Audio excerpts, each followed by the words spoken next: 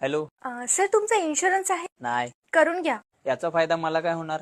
Sir in future तुमचा accident झाला तर तुमचा दवाखान्याचा सगळा खर्च आमची कंपनी देणार. आणि मी ऍक्सिडेंट मध्ये मेलो तर?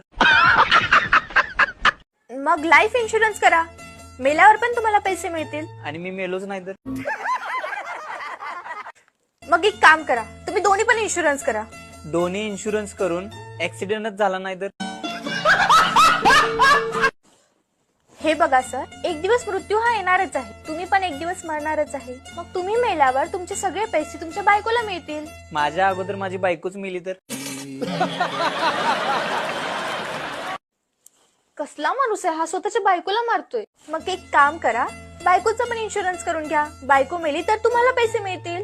आणि आम्ही दोघं पण मेलो तर? तर थोडा विचार करा, तुम्ही मेल्यावर तुमच्या बायकोला कोण सांभाळणार? माझं मोठं पोरगं.